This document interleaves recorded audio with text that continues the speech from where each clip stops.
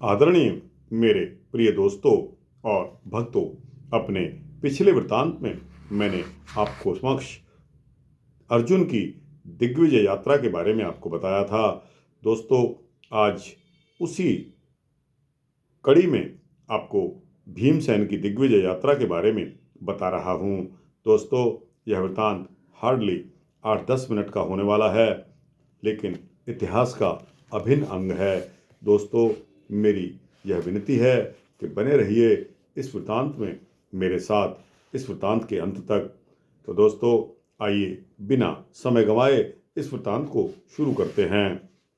दोस्तों, अर्जुन की तरह भीम ने भी अपनी बहुत बड़ी सेना सजाई और पूर्वी दिशा की ओर अपना विजय के लिए प्रस्थान कर दिया। इंद्रप्रस्थ से चलकर उसने पहले पांचालों के नगर में पांचाल क्षत्रियों को शांति की नीति से अपने अनुकूल बना लिया। तब गंडकी नदी पार करके विदेह जनपद को अपने वश में कर लिया। इस प्रसंग में हिमालय से लेकर चेदी तक के भूप्रदेश का वर्णन किया गया है। भीम की यह विजय यात्रा गोमूत्र कागती से पूर्व दिशा में बढ़ती हुई कभी उत्तर की ओर तो कभी दक्षिण की ओर जनपदों और राजाओं पर दो फंकी मार करती हुई चलती है। उसने दशार्ण जनपद के सुधर्मा राजा को लोमहर्षण युद्ध में जीतकर उसे अपने वश में कर लिया। सुधर्मा के पौरुष से प्रसन्न होकर भीमसेन ने उसे अपने सेनापतियों का अधिपति नियुक्त कर लिया। तब अपने सैन्य दल से पृथ्वी को कंपाते हुए भीमसेन ने अश्वमेधेश्वर राज रोचमान को जीता और उसके साथ शम की नीति का पालन किया। अश्वमेधेश्वर की ठीक पहचान नहीं दी गई, किंतु ऐसा संभव है कि दशार्ण या धसान नदी के पश्चिम की ओर चंबल के पूर्व का प्रदेश इस नाम से सिद्ध होता है, जहां अश्व नदी चर्मवंती गा चंबल में मिलती है। वन पर्व में उल्लेख है कि कुंती माता ने अपने नवजात शिशु कर्ण को मंजूषा में रखकर अश्व नदी में बहा दिया था और वह बेटी अश्व नदी से बहती हुई चंबल में और फिर चंबल से यमुना में तथा यमुना से फिर गंगा में बहती हुई चंपा नगरी में जा पहुंची। दोस्तों, इस प्रकार चरणवती नदी गोमेध यज्ञों के लिए बहुत प्रसिद्ध थी। उसी प्रकार उसकी सहायक अश्व नदी का संबंध अश्वमेध यज्ञों से ज्ञात होता है। सब कुछ दक्षिण की ओर मुड़कर इसके पश्चात भीमसेन ने पुलिंदों की बस्ती पर कब्जा कर लिया। यह विंध्याचल की तलहटी में बसा हुआ वह प्रदेश ज्ञात होता है जिसे अटवी राज्य कहते थे, जो बेतवा के दोनों ओर घने जंगलों के रूप में फैला हुआ था। इसी को बाण ने विंध्याटवी कहा है।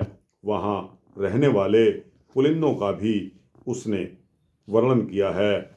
इसके पश्चात भीम ने चेदी के राजा शिशुपाल के देश की ओर अपना मुंह मोड़ा, जिसे वश में लाने के लिए युधिष्ठिर ने उसे भीमसेन को विशेष आज्ञा दी थी। चेदी जनपद नर्मदा के किनारे फैला हुआ था और महिष्मती उसकी राजधानी थी।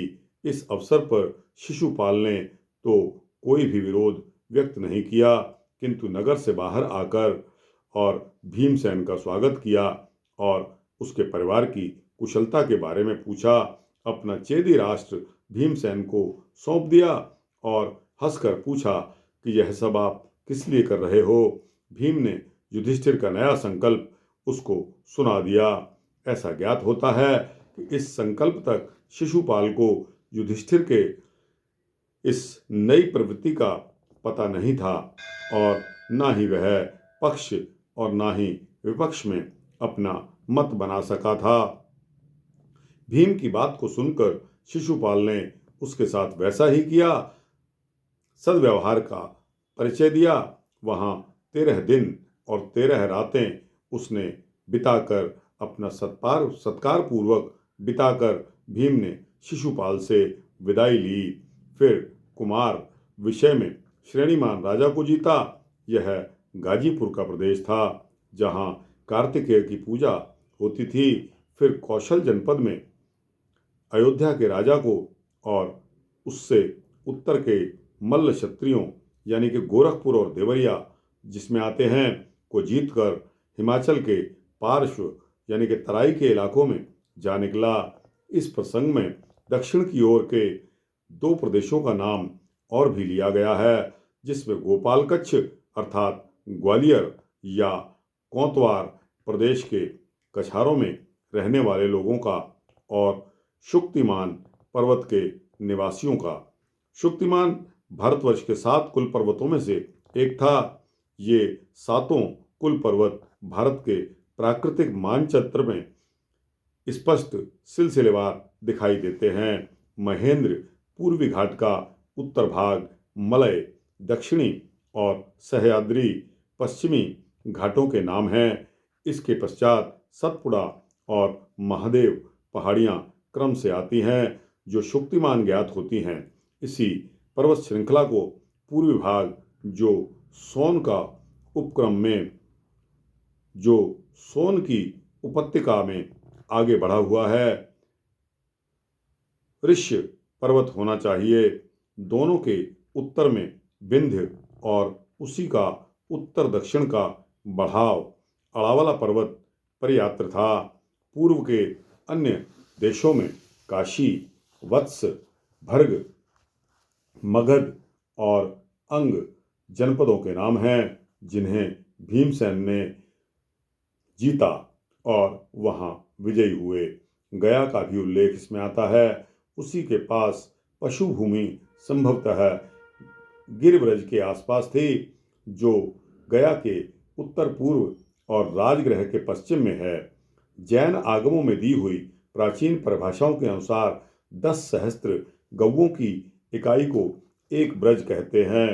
इस प्रकार अनेक ब्रजों से भरा हुआ प्रदेश पशु भूमि रहा होगा।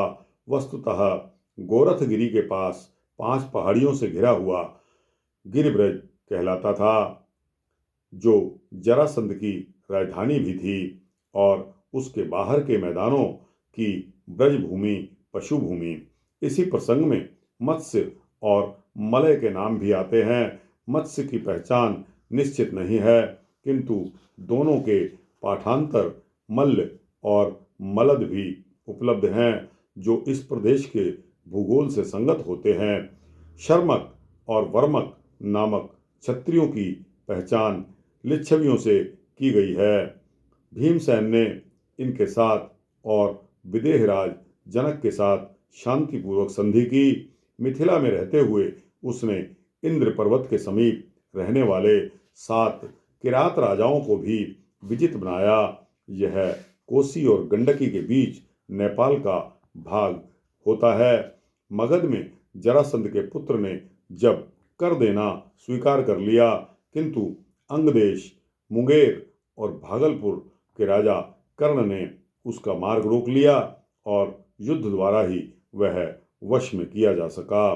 पौंड्र, बंग और सुह्य के राजाओं को जीतकर समुद्र के तटवर्ती मलेच्छ राजाओं को भी भीमसेन ने अपने वश में कर लिया और असम में लौहित्य तक बढ़ गया। इस प्रकार कोटिशत संख्य धन के साथ भीमसेन इंद्रप्रस्थ अपने बड़े भाई युधिष्ठिर के पास लौट आया और उसे धर्मराज के चरणों में निवेदित कर दिया।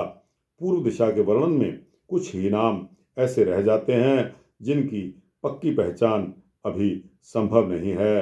अन्यथा महाभारत के इस वर्णन से यह स्पष्ट है कि इंद्रप्रस्थ से समुद्र तट और लौहित्य तक का ब्यौरेवार भूगोल लेखक को अच्छी तरह विदित था।